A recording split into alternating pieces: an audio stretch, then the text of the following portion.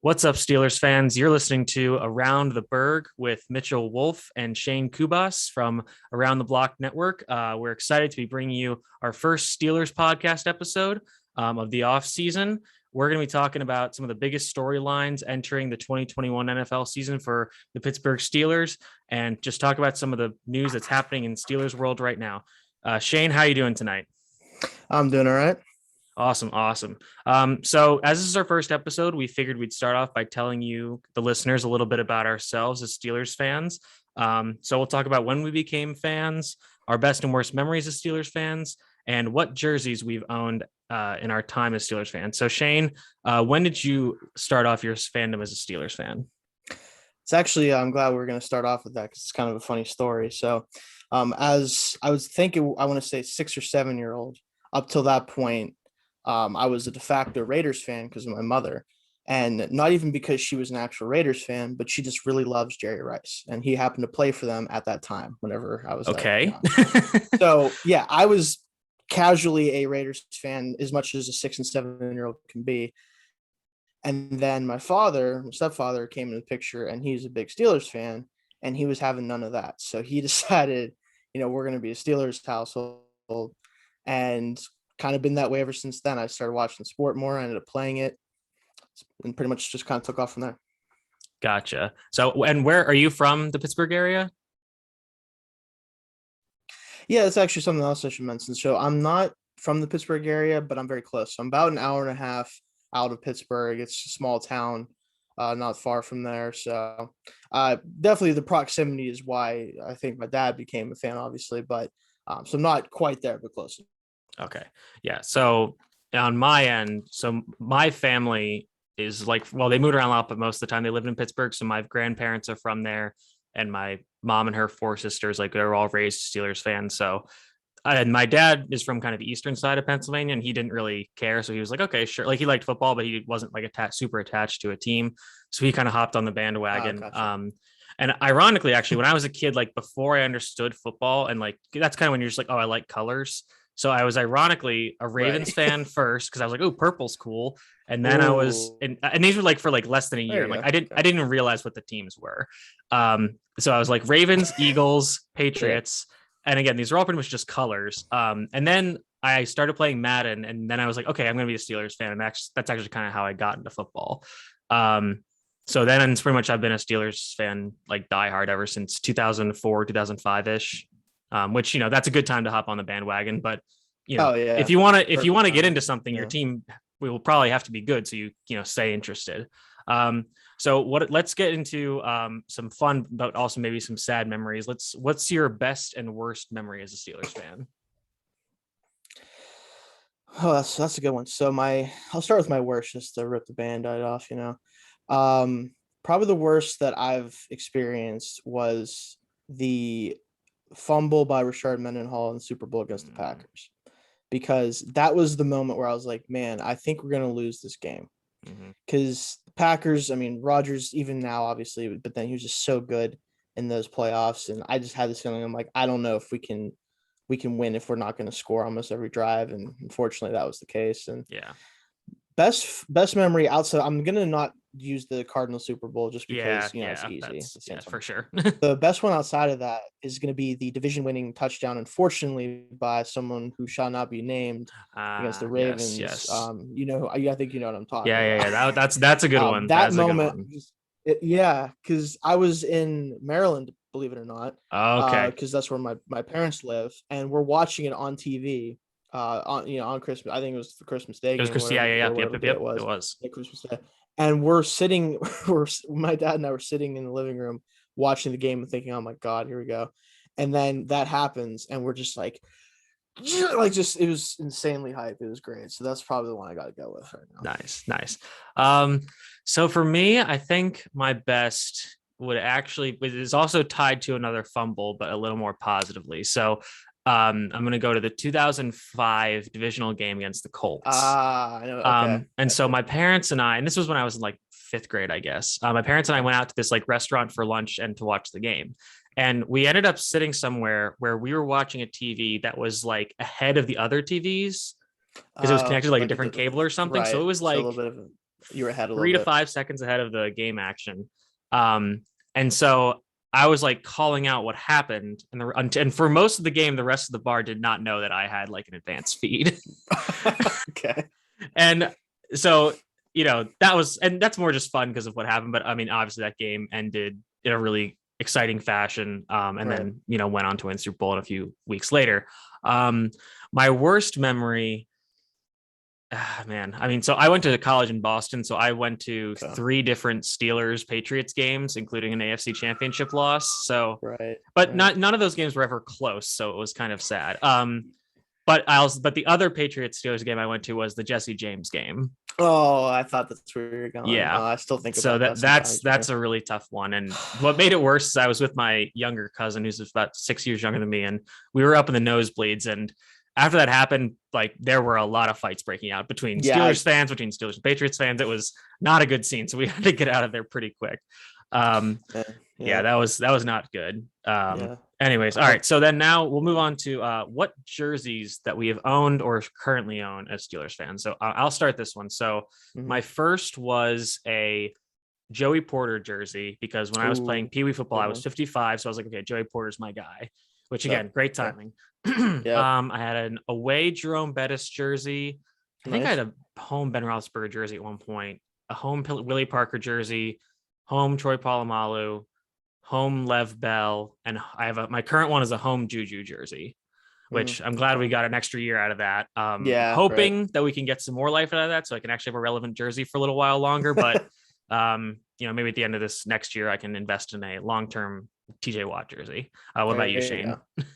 So for me, it's I know the first jersey I ever had was when I was very young was a Ben jersey, which I'm pretty sure I just got because as they do in school, you have like jersey day and stuff like that. So I didn't want to be left out, so I got a jersey.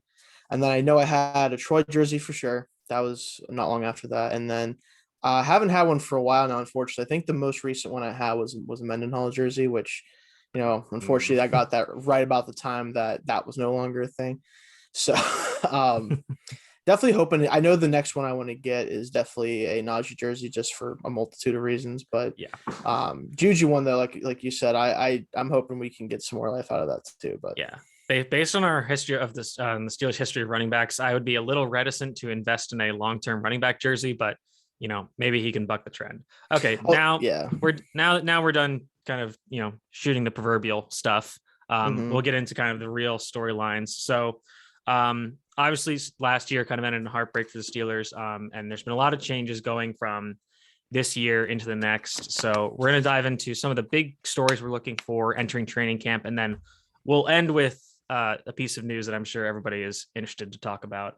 So we're going to start off with probably the most pressing issue is the turnover at the offensive line. So moving from 2020 to 2021, the entire offensive line has basically changed besides Chukwuma Okorafor, who is even switching positions. So at this point, we're looking at Chuks Okorafor playing left tackle, Kevin Dotson playing left guard, some combination of Kendrick Green and BJ Finney playing center, Trey Turner, fresh free agent, playing right guard, and probably Zach Banner right tackle. And a lot of Steelers fans are, hoping that this kind of rejuvenates the run game, which really took a back seat last year. So Shane, what are your thoughts on how the Steelers have turned over their offensive line and the outlook for the running game moving into 2021? Yeah, so that's the concern, right? And I think that's what everyone, like you said, is mostly focused on right now. It's the biggest unknown going into the season is what is this line going to look like with all the new pieces and specifically with just how much inexperience we're going to have, even from the guys that were here last year. A good bit of them either didn't get the chance to play very much, like Dotson, just because he was stuck behind guys for parts of the year, and Banner, obviously, with the injury early in the season. So I think that from a run game perspective, I think we're going to be better pretty much no matter what, just because of how bad things hard to were be last worse. year. Right. And I think the concern really is, for me, more so how good can they be as a run blocking unit? And then more importantly, can they hold up enough in pass protection to make it viable? Right. Right. Because realistically, with Banner and Dotson, and even a core for it. Hopefully he can get a little bit more physical, which I know the new offensive line coach has really been pushing that. Mhm. I wrote a little bit about Dotson, in a piece I did, and that was one of the things that he was talking about, and Banner was too, was physicality is the name of the game right now. That's what they're being coached on and trying to focus on that. So the run game, pretty confident with especially bringing in Harris, obviously as well. It's really going to be about pass protection. If Turner can be healthy, because that was his biggest problem last year. Mhm. He's been Mhm. a Pro Bowler in the past. If Yeah, if he's definitely. really healthy, I think he's going to provide enough pass protection. And Dotson was actually fantastic as a pass protector last year. Yeah, Like like I that's the think a thing. lot a lot of people Yeah, said like it was surprising because like he's kind of known as like this really tough, aggressive run blocker, and he was definitely better in pass pro, which was very surprising given his kind of background and scouting report. exactly. That was the thing that I wrote about with him, because I did a piece on him specifically, was his hand placement, especially in the Philadelphia game against Cox. Like he Hmm. really stonewalled Hmm. him several times. Now Yeah, Fletcher's not the same as he has been for the no, Eagles but in I the mean, hey, past, still as a rookie, but it's you're yeah, it's yeah, still Fletcher Cox. Like he's just yeah, from a technical standpoint to shut him down is hard enough. But so him and Turner is the interior duo there at guard. I think we'll be able to help keep the interior pressure from hitting Ben too hard, hopefully. Because right, that's really the scary thing, is he's not going to be able to evade guys right in his face. for Like sure.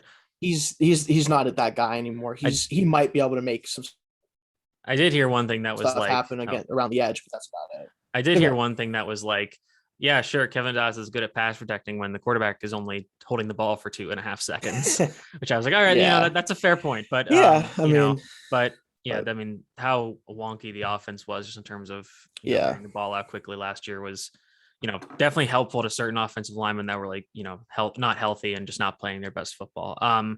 So I think one other thing is like, so who do you think is going to start at center? Because I really think it's going to be Kendrick Green, because I'm skeptical about BJ Finney's ability to like really excel in Canada's new offensive scheme. And you're right. I really think you're right about that. I think the concern for me, honestly, is not really who should start, but if Green doesn't start, that's probably a red flag for me. Even though coming in as a third round pick, it's not any sort of guarantee that a guy like that would normally start. But with who we have there, I mean, Finney, we know him. Like we've had him in the past. Obviously, Yeah, there's some familiarity there with some of the coaches, I'm sure, but he's just not really a starting caliber player no, at this point in his career, and no, he never really truly was. So I think Green has the physical skills to excel early on, especially as a move blocker in the run game. hmm, So hopefully he does earn the job outright and not just given it because he's just the most talented guy. no. If he does that, we're in good shape. Yeah, like I don't think the Steelers are pretty. I mean, they say that they're pretty reticent to do that. Like with rookies, like they're like you're not just going to be given this job. And I think they are pretty true that like I think Najee Harris is going to get the job, and Yeah, they're yeah. just going to say he's going to earn it. But like it's like there isn't Either really way, anybody else standing in his he's way. gonna But earn it. I think he would earn it regardless. Like if James Conner was still here, I know Tom like loves James Conner and everything, but I think just based on like talent alone and like ability to play and stay healthy, it would Yeah, be Najee over Connor. yeah. All Harris would have to do is be standing next to these guys and like do drills, and they're like, yeah, okay, just put him back there. Right. So So that kind of gets us into our next topic, which you've also written about, was kind of the struggle or the perceived struggle between Ben Roethlisberger and the new offensive coordinator Matt Canada going into this season. With Matt Canada taking over as the OC, he's installing a much more zone-oriented offense. If anybody out there is a Pittsburgh Panthers fan, they'll remember Canada as the offensive coordinator from the season where yep. Pitt defeated Clemson. And I've loved Matt Canada's offense for a long time. I love all the motions and trades and shifts he's doing with his tight ends and everything. I think that's awesome. It's so much fun to watch. But again, it's like kind of rooted in zone blocking and play action, which this line has been kind of built more to be like a gap man running scheme, and Yep. it's been built more about just Ben straight dropping back. And Ben's, there's been a lot written about Ben doesn't like to turn his back to the defense, doesn't like to use play action. So you've obviously written about this, so let's hear your take on this issue. Right. Yeah. And I think everyone is right to be concerned about it to a certain extent, because some of the comments that were made in the offseason so far, and also just looking at what Canada's done in the past, and even what he tried to implement early last year with a lot of the motions and the Jets to chase and everything that was really effective early in the season, they kind of went away, and we probably all know why that is. Yeah. I think the concern as far as the run game fits, I'm not as worried about, because I think Canada will adjust that if need be, because he's run power schemes more in the past if he's had to. I've seen him do more of that. So I think he can adjust that. I want to see more of that type of the zone with this team and see if we can do it, because I think that Harris would really do well with that. But he's got all the power you need to run a power scheme too that we're already kind of built to run. Sure. So I think it's he's going to do the right thing in the run game. As far as him and Ben, and this is what I focused on in that piece, was there's going to have to be compromise. And the answer is really like who is going to win that tug of war is hopefully there's kind of a middle ground, because realistically, a quarterback, nearing 40, who's run pretty much the same type of offense for 15 years, you don't want him to necessarily have to start from scratch, just because it's not a good way to do things. But you also can't let him get away with the things that was plaguing us last year, and that Fickner was readily giving to him to do, like the quick passing game and everything of that nature. So and ideally, I think that Ben, like people kind of are like, oh, like Ben's never going to change. Kind of, he has this surly attitude and all that. And I think that definitely it's true to an extent still. But I mean, if you look at like the last, like since Todd Haley came in, like he's proven amenable to adjust to a scheme when somebody explains to him like, hey, like, listen, you're going to play better. This is going to extend your career. And Ben knows that this is like, he's nearing the end. Like he knows that he's like, okay, listen, I'm not going to be, out there spinning around, throwing Haloti Nata off me anymore. Like those days are long gone. So like, and so he's been, showing, hey, I can adjust to running this, quick game RPO, like quick, like all those shield screens they run on a bunch sets. I can do that instead of like, rolling out to my right and throwing a dig to the backside, or something like that. So I think he's proven more amenable to change than people give him credit for. That's true as well. And I think that's why, like I said, the balance between those two is going to be key, because I think you need to make sure Ben's comfortable, right? You don't want to make him uncomfortable, because that's just not going to go well with, like I said, a guy at his age. Like the biggest thing I think he can do for him, and it's one of the major things I talked about, was one, making sure he figures the run game out, however that needs to happen. Just taking more pressure off him, because we saw late last year, the run game was non-existent. We didn't have a 100-yard rushing game outside of week, I think 11 or 12, the entire rest of the season after the first 5 games. We not only did we not commit to the run, we just could not run the football when we did try to. And that can't continue with a quarterback with his skill set at this point in his career. Like that's just not going to make an offense run. And the other thing he can do, and this is what I'm expecting and hoping to see in camp a little bit, hopefully we get a glimpse of it, is using more of the pistol offense, just because that's going to give him the ability to run more traditional running plays and also run play action without Ben having to play under center or turn his back to the defense for nearly as long. I think that balance will help them run more of the stuff that Canada wants to do without making Ben uncomfortable. That should also help acclimate Green, because I feel like, for a center, learning a new quarterback when you're under center is tougher than just, okay, if he's in shotgun or pistol, just snap it. That's a lot. Is an easier transition too, for sure. And then I personally, I think that I'm a, running backs don't matter kind of guy. So, this offseason was tough being, okay, I have to like convince myself that this is a smart idea, taking running back in the first round. You're not alone there. So. But I do think that the offensive line, like obviously was not strong in run blocking last year. But in addition, the running back room was really devoid of talent. Connor could not stay healthy. I've maintained for years that Connor's a great story, but he's not a good running back. Benny Snell is even worse. He has no explosiveness or juice.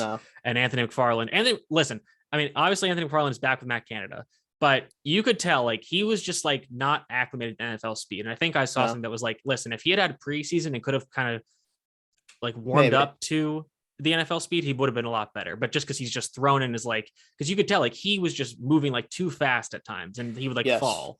I think this year, especially if he's like the lightning to Najee Harris's thunder, I think he's gonna have a really impressive year. I hope so. With him, because I really liked Ant-Man coming out. The problem, like you said, is you could tell he just wasn't ready to play, just outright. There's mistakes he made when he was on the field from just lining up standpoint, doing the right thing.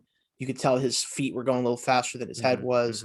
I think that with him, being back with Canada should help one, because he should be more familiar with the terminology, what he's supposed to be doing, all that good stuff, with Canada taking the reins full time. And I think another thing with him too is they need to get him to be more of a true space player, because he's not a kind of guy that's going to break tackles in the open field No, very often. no, Like no. you want to try to get him in space where he has a chance to actually make guys miss, opposed to having to fight through traffic or be a traditional running back in the NFL. Definitely. I'd like to see them kind of use him like the Packers have used Aaron Jones the last few years, Yeah. where they've got him kind of motioning and, running some jet sweeps, running some like swing screens and stuff like that.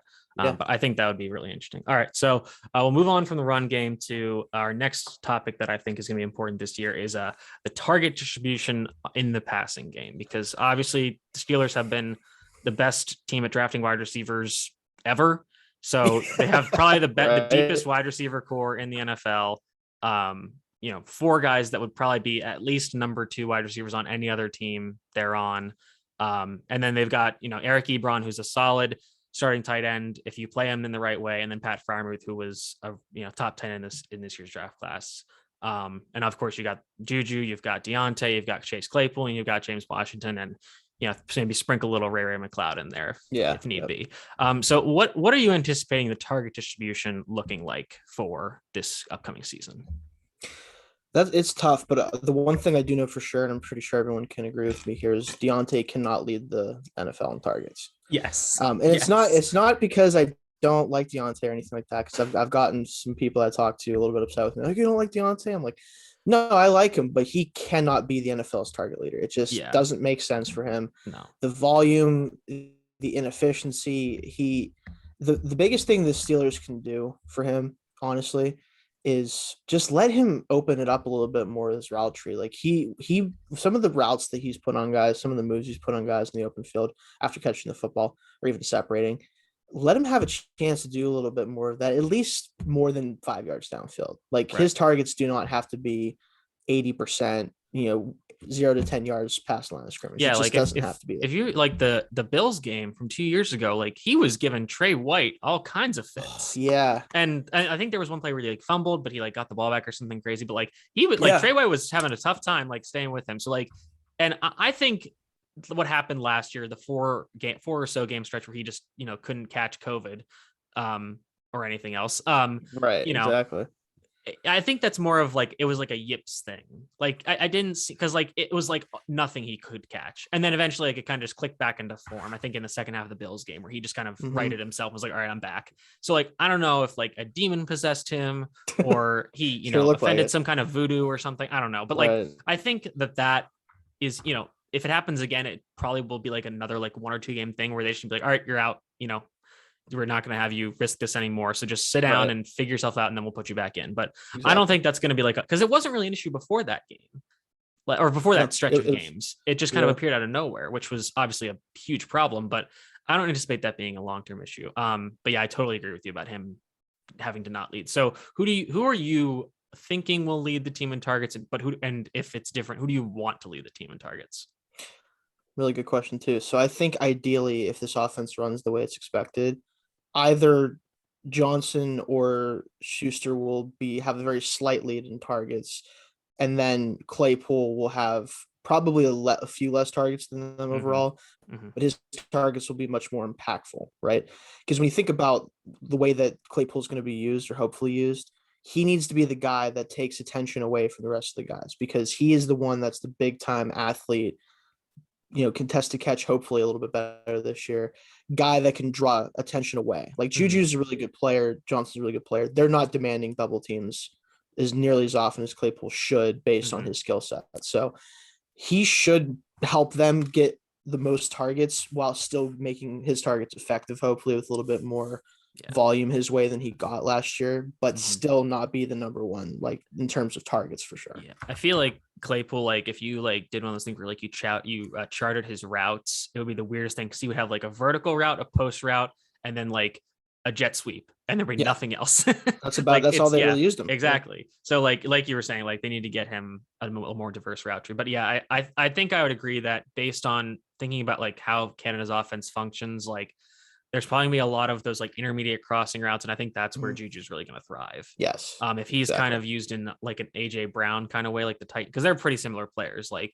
if you use him in that kind of get this, bigger, stronger guy open on intermediate routes, then he can kind of run after the catch and either break tackles or make guys miss in space. But he's not as good as that as like Deontay. But he's still Yeah, better but than both. that's where Deontay can come in, right? Because Exactly. that's the thing is Canada's all about run after catch. Like Mhm. he stresses that a lot, and it makes sense because realistically, it's a lot easier to scheme up chances for guys to run with the ball after they catch it than it is to get them open 20 yards downfield. Yeah. That's just what it is. So that's just always been that way. So if you can get some of those underneath targets a little bit, less underneath as we saw last year, but still Yeah. the 10 to 15-yard targets where they can run with it afterwards and let Claypool be the guy that's really challenging teams down the football field. And then sprinkle in, those two need to get involved more downfield too, especially just to give teams a different look. But as long as they can sprinkle that in, I think they'll be fine as far as that trio for sure. Yeah. I mean, the analogy I've heard about like receiving cores is you want it to be like a basketball team. So you want it. And so each of the guys I think can kind of do that where they can each play a different role. The one that I am concerned about, and not through any fault of his own, is I'm not really sure how James Washington fits into this offense.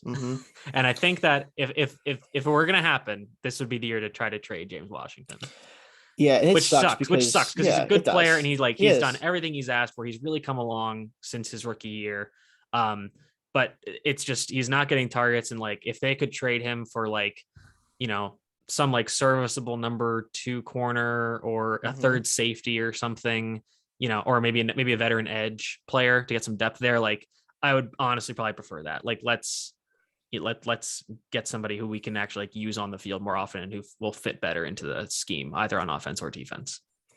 Realistically, that's kind of where we're at with it. Is the problem with James is just like you said, Deontay and Juju pretty much make him, because he's kind of almost like a hybrid of those two to me, where he's not as big and physical as Juju is at this point because he's a little bit lighter and a little smaller, but he doesn't have as much juice as Deontay does. He's kind of a tweener for me in terms of like, and also like his best thing is like running deep routes, yeah, which is Chase Claypool. So like, right. So it's again, just like everything he does, everything that he has going for him is kind of a weird hodgepodge of everything that everyone else does, which makes him very valuable whenever one of those guys needs to come off the field. Yeah. But if he's not going to start, I think he would honestly, I think he'd be better off on a team that could use that type of skill set as an actual starting caliber receiver, as a third or second or third guy, opposed to us just using him as essentially like, oh, these guys need a breather. Yeah. So they either need to incorporate him more and maybe give one of those two a break every so often, more often, and give him some more playing time. The only thing I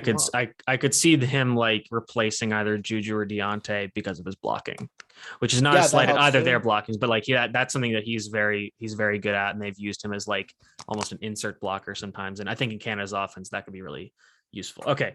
I think that's all of our offensive storylines. So we're going to move on to defense now. The first thing that I wanted to talk about was what are the Steelers going to do at the corner position other than Joe Hayden? Because Steven Nelson got cut. There's I think still like a less than 1% chance they sign him again. But and then obviously Mike Hilton went to the Bengals. Very sad. You hate to see it. So they were able to retain Cameron Sutton, who can play either position. He's probably not as good as either at that position, but he's definitely a solid starter and has really improved his game since coming in as a rookie. But regardless, the Steelers are kind of missing one corner spot and they need a starter there. So Shane, what do you think? Who are you thinking is going to win either the CB2 job or the nickel job, depending on where Cameron Sutton will start? Yeah, this is probably outside of offensive line the biggest question mark on the team right now to me, because realistically, Hayden, hopefully he can continue to kind of beat Father Time and be a quality number 1 corner. I think the problem with Sutton, right, is that he does have the ability to play inside or out, and I think he's a better coverage player than Hilton was as a slot player, but he's not as physical or as versatile. And then he's not quite as good of a pure cover guy, I think, as Nelson was, especially as an outside corner. Yeah, I would definitely say that I would say that he's probably one of the more versatile players in the secondary, based on his like history at Tennessee, where he played literally everywhere. Everything. But and it's something people even said about Minka when he was coming out. If versatility is your best trait, you've got a problem. That's the problem sometimes. But again, like you were saying, like he can play both. He's probably a better coverage player, especially like deeper than 5 yards than Hilton. But I mean, saying he's not as physical as Hilton is like saying, like who is what other maybe Jair Alexander, like Mike loves to throw his frame around, that's for sure. So what little frame there is. Right. But so with Sutton, ideally, and I actually wrote about this as well for Still Curtain, I focused on the fact I tried to look at it as positive, right? Because realistically, him being as versatile as he is gives the coaching staff the ability to say, hey, whichever of these corners plays the best, if they're best at outside corner, great, we can put them in outside corner. Sutton goes in the slot. If the best guy in camp is more of a slot guy outside of Sutton, Sutton plays more outside. So, like you said, it's really about who's going to emerge there and what type of player are they going to be. Are they going to be that outside corner? Are they going to be better off in the slot? So to me, I'm looking at really three guys, right? You're looking at James Pierre, who I think has the frame and the size and the physicality to be an outside corner if they use him properly. Because I saw some flashes from him in the playoff game and in the few defensive snaps that he did play last year. And apparently had a very good mini camp. Yeah, he looked great. Apparently, according to coaches, they said that he was a standout there, which is great to hear. He would be the guy that, if I'm looking to be an outside corner of that group, is the most likely to fit in there. And then Arthur Mallette, that we got from the Jets, right. He is the slot profile guy, right? So he could be the guy if he looks really good in the slot, and we can say, okay, Sutton can play outside then most of the time. Then he could be the guy that's the de facto third corner as the nickel guy there. Then so those two, and then I'm looking at like Trey Norwood is apparently going to be more of a versatile, just like safety corner hybrid. I'm not big on him. I'm not sure how you feel about him. I just didn't see it much with him in Oklahoma. I just don't think he's really that great of an athlete. He's really an like an instincts guy, which, I mean, that can definitely work, but it's scary to have him be anything other than like a guy that's covering maybe some tight ends and stuff like that. I don't expect him to be a true. I was pretty surprised when they drafted him as a safety, like moving from like outside corner to safety was like, oh, wow, that's kind of a surprise. But I liked him. Like I saw him at the Senior Bowl and I was like, okay, this guy can do some things. And he was playing some free safety at the Senior Bowl. So he's got, he's clearly had some kind of experience there. So, maybe if he's like the Jordan Dangerfield replacement in some way, shape or form, that's fine with me.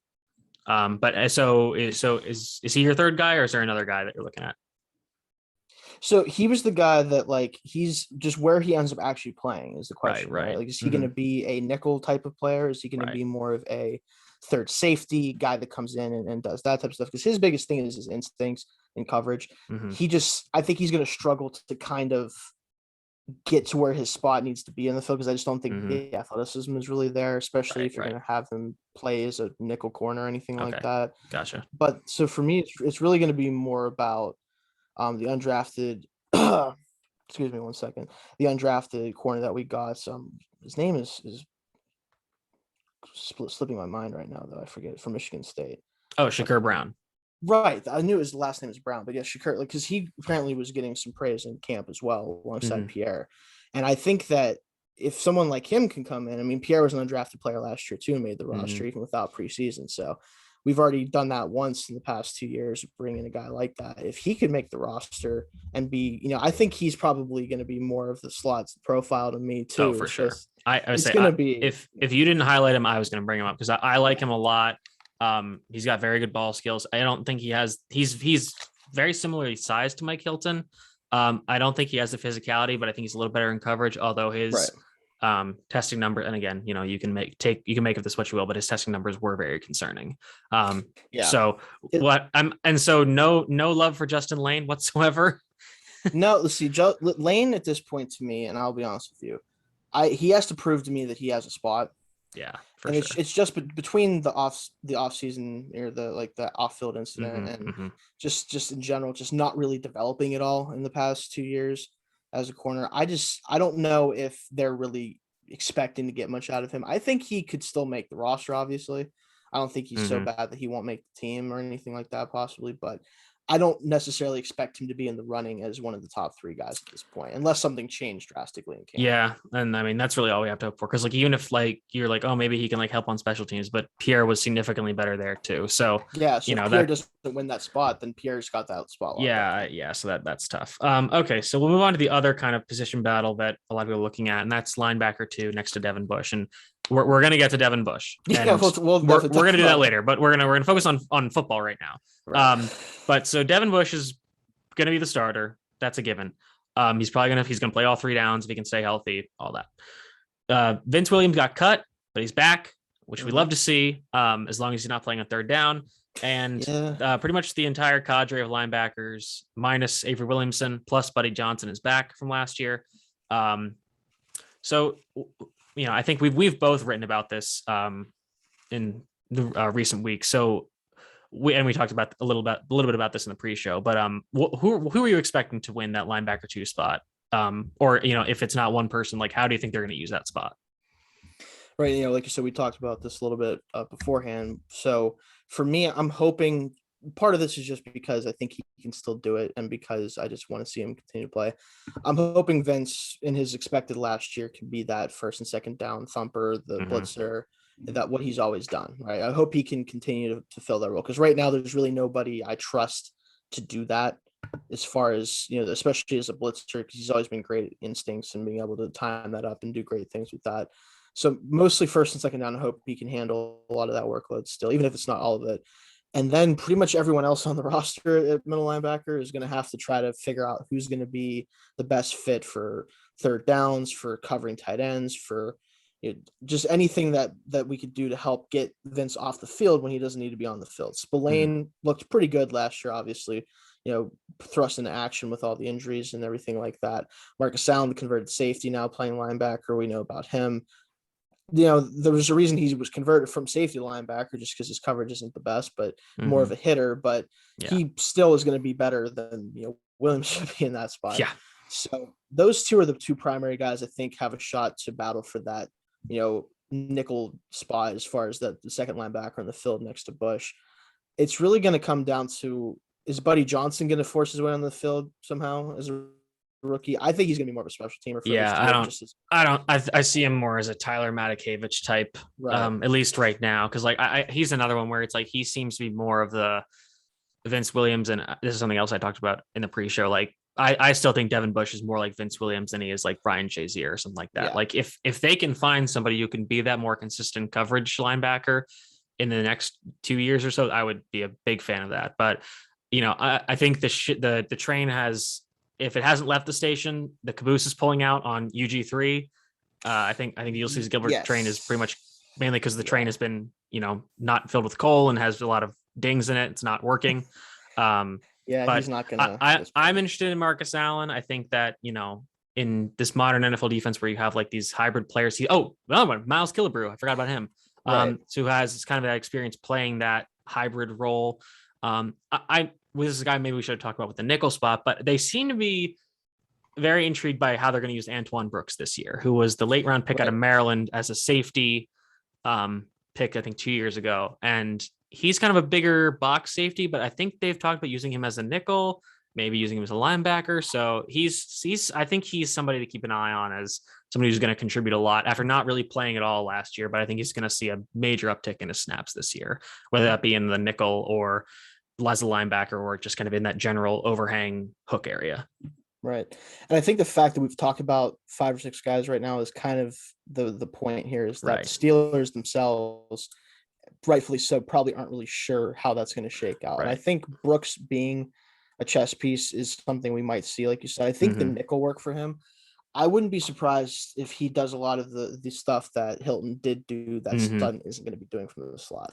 Yeah. If they wanted to physical presence, if they want to like go nickel on early downs against a pass heavy team, but they like keep Sutton outside and have Brooks play inside, and he's basically just playing like a, kind of a just in the box second level defender role. Right. But yeah, so as long as, I'm sure Keith Butler's going to find a way to get Alex Highsmith on somebody's number 1 slot wide receiver at some point this year. At some point, yeah. I can't. But ideally, like you were saying, like there's a lot of players, and the good news is this year is we have like a full training camp with a full preseason, so we'll get a chance to really get some of these younger players more acclimated to the game without being forced onto the field. Okay, so for our next thing, we're going to talk about TJ Watt and kind of how he's going to play this year as he goes into his contract year. So the Steelers obviously exercised the 5th-year option on TJ Watt after a Defensive Player of the Year worthy year. But they're still negotiating apparently. And I think TJ Watt, like his family, obviously knows the NFL, and he knows the Steelers are going to do right by him. The Steelers want to give him the money. It's probably just a matter of like, hey, we need to know like what the cap is, what the heck Ben is going to do. Yeah. So like this might need to just wait until the off season. I don't think they're going to like screw him with the franchise tag or anything. I think they're going to pay him. It's just a matter of like, one, can he please for love of God stay healthy?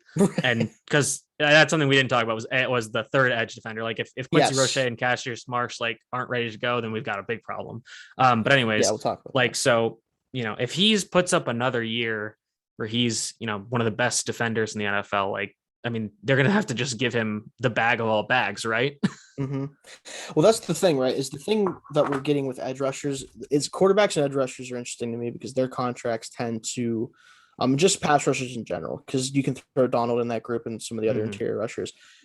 How how much someone's going to get paid is basically, at least most of the time, is okay. How much is the guy who's currently leading the NFL in that category making? Beat that, right? So it really just depends on, does anyone else who may have a deal? I'm not sure even if there's anyone in that category that might have a deal coming up too. Does someone sign before him? What kind of money is it going to take to beat? Like, because we know Garrett's deal, I think, is what, 25 million a year. Yeah, Right now? I'm looking up some of that information right now. Actually, I'm pretty sure Garrett's is 5 for 125 or something like that. Right. Maybe, or 4 for 100. So you're gonna probably have to beat whatever the biggest edge contract is at the time, which that's just customary for that. Yeah, it's 5 years, 125 million, right? 100 million guaranteed. Right. Yeah. An average salary is 25 a year. You're looking at probably somewhere. My guess right now is if he puts up a season that's at least comparable to what he did last year, or just not losing any play on the field, maybe the numbers or something might fall off for whatever reason, but his production and his ability on the field doesn't drop off. You're looking at least 27, 28 million a year over probably 5 to 6 years. It just depends on what type of length they want to do there and how much guaranteed. Maybe he wants to do something like a 4-year deal where most of it is guaranteed, opposed to something 5 or 6 with a little less percentage guaranteed. It could be any number of things, honestly, with that. Right. So right now, actually, we'll play a little game here. Do you want to guess who the top paid edge defender is based on their base salary? Like, it's not Myles Garrett. Yeah, I know it's not Myles. Right now, who just got their contract? Edge specifically, right? Mm-hmm. Yes. Okay, so edge specifically. Who just got their deal? Thinking. I don't think Khalil's making as much on his deal as Garrett's now does. No, so obviously like edge is a little weird. Like I'm scrolling down the line and like Matt Milano and AJ Klein are listed as edge defenders, which okay. Well, I know it's not either one of those. This is by edge. It's because it has defensive ends and outside linebackers, but I don't see Khalil Mack on here. So I don't know if he is like, I don't know, that's weird. But yeah, he's not on. He's not like the top 25. I'm trying to think who just got a bag as an edge defender after Garrett. You're not going to get this because it's Frank Clark. Base. Oh yeah, because the base salary. It goes Frank Clark, Von Miller, DeMarcus Lawrence, Chandler Jones, Trey Flowers. Those are your top 5. Wow. Yeah. And Trey Flowers is making he's just under 15 mil. Frank Clark is making 18 and a half. So, so TJ, I'm thinking is like definitely getting north of 20 million a year. He's going to turn 27 in October. So I'm imagining that's going to be like a 4 or 5 year deal, take him into his early 30s, and they'll reevaluate then. But yeah, I mean, he's going to have a really special year again to, make sure this defense is up to par. Okay. So moving on to one of our last topics is something that I'm concerned about is kind of the older players on the defense hitting a wall. Like obviously Ben has kind of had to change his play style due to his injuries and his age, but we're also looking at players like Cameron Hayward and Joe Hayden and even Tyson Alualu to some extent starting to enter their, early to mid 30s. And, is that going to lead to like them hitting once? This is definitely more targeted at Joe Hayden, who is still going to be the number 1 corner, but for corners, it can happen in an instant where they're, they're fine one day and the next day they, can't play anymore. Like it's happening to Patrick Peterson, who is still playing. But for a guy like Joe Hayden, he doesn't like rely on his athleticism as much, but if that goes, that's still a problem if you're a corner 1 on a team.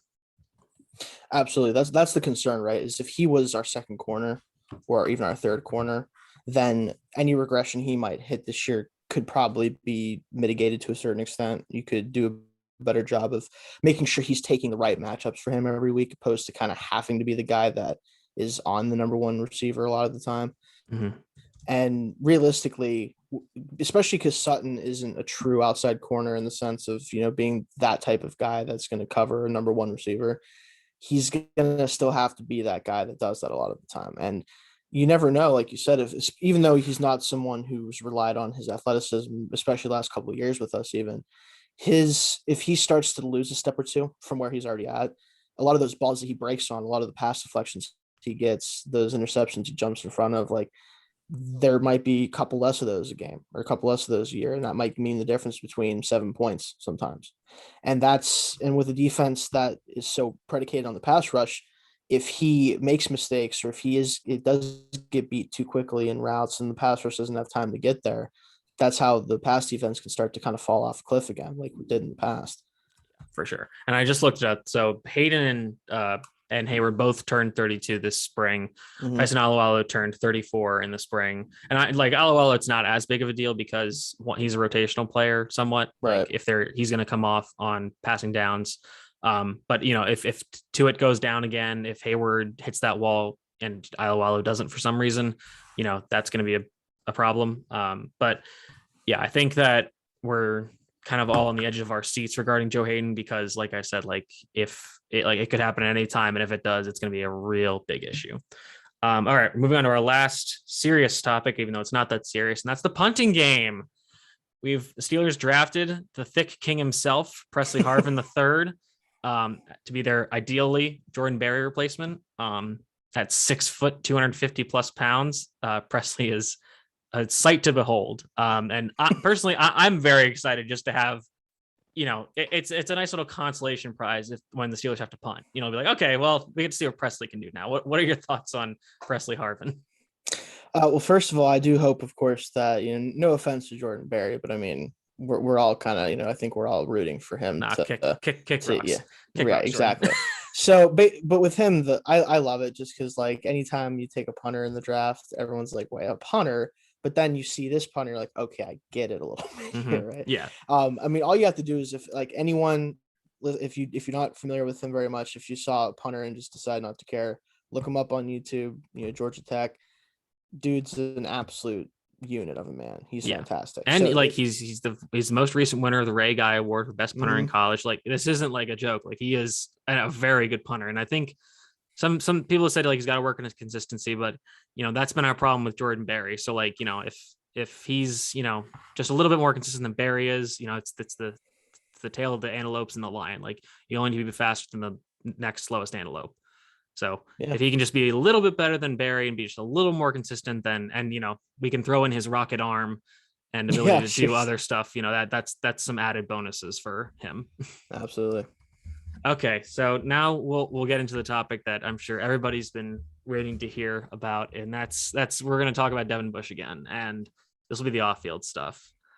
So over the past weekend, I guess, Devin Bush just went off on Twitter about literally anything and everything. It started out with attacking content creators such as ourselves. Who don't get a lot of views or whatever. It incorporated him saying grown men shouldn't have TikTok on their phones, then quickly saying to Chase and Juju, no, but not you guys. Don't worry, you're fine. And then it culminated in a bizarre event where he posted a video of a cat falling off a building. I didn't even know about this, honestly, until yesterday. And like, why? I thought it was just like saying weird stuff on Twitter. Right. And a lot of people got really upset. The video got taken down, and that's understandable. I'm a cat owner. I didn't see the video, but that's pretty messed up. From what I saw in his tweet and knowing like how people tweet, I don't think it was him like saying this is funny. I think him saying like, wow, that's crazy. But still, it was like, if it had been an isolation, it would have been a little better, I think, just because it would just be like, okay, he did this weird thing. But because it was part of this bizarre Twitter rant he went on over the course of a few days, it's not good. And we recently found out this afternoon that apparently the Steelers fined him allegedly for this series of events, and he's also said that he's limited to tweeting twice a day, which I think he's already broken. So Shane, give me your thoughts on these happenings. So the thing that gets me, right, first, the cat video, Alma says I did see it. It's pretty gross. It's just one of those things where, like, when you're already in the middle of a controversial situation on Twitter, you probably don't want to throw in a gross video of a cat basically almost dying. So that's the first thing. But everything else is, for the most part, there's been some people that I've seen that are like, he needs to never tweet again. And I've seen people be like, oh, he should keep doing it. It's funny. There's a wide range of reactions, and I think a lot of Steeler fans are probably more just like, we don't need this, man. Yeah. Like we we have enough things that we're not sure about. We don't need our hopeful star linebacker to start going off the deep end and going down weird Twitter rabbit holes. So that's really the more of the concern is like, what is he doing right now? Like, because he specifically said in one of the tweets about I'm not going to take a ton of offense to the content creator thing, just because like I could take a yeah, I'm no, not it's a fine. big but it's just the fact, like, it's just such a random thing to have gotten upset about and to feel you need to tweet out whenever he said specifically that if you get less, I think, than like 400 views, then you're not a content creator. You're just bored. I'm like, dude, you're tweeting about content creators that you think aren't content creators. Like, how bored are you right Oh now? yeah, that How I don't could care you about. Like, possibly have that's the just time? him saying stuff, Right. and like it wasn't necessarily wrong, but I was just like, all right, like whatever, like you can do that. But yeah, I think the cat thing was really what kind of That was the thing that of all the edge. things he said, that was what I was concerned about. Like, Yeah, everything for else, sure. he was just being either just weird or just, like I said, randomly. Yeah, and like he did off-putting. also say that his mental health is good, like he's sane and everything. So Yeah. it's one of those catch-22 things where if you admit you're not crazy, or you say you're not crazy, then you are, and if you admit it that you are crazy, you're still crazy. Right. But anyway, so no real way to win. No real right. way So for him to win. I think I think he's a young person who did a really dumb thing that somewhat got taken out of context. So Mhm. I'm not too worried about it. I think they've addressed this with him, and I'm praying and hoping that this doesn't become an issue further down the road, because I really don't need another season of the biggest topic about the Steelers is their social media interactions. Yeah. All I know is that if I see him in one TikTok video this season, I'm going to have to personally roast him for it. Yeah. Just because there's like, how are you going to not? Like, if you see, if How one, dare it you? only takes one video. He's just like, dude, you can't go on Twitter as a famous football player and call out an entire app that your teammates are on and then Yeah. go on it after that and expect anyone to not roast you. So I'm hoping he doesn't do that. The less I have to hear from Mark Madden, the better. Oh, and we with don't and listen. with that, with that, we're gonna end the podcast. We probably don't want to get it.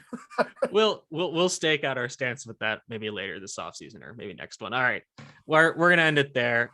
Thank you guys for listening. We really hope you come back next week. We're gonna keep talking about some training camp stuff as we get closer to the season, talk about preseason games. We're gonna have some guests on, maybe talk about the rookie class, talk about how they're going to contribute this year. So yeah, again, thank you for tuning in, and we really hope to have you back again next week. Bye-bye.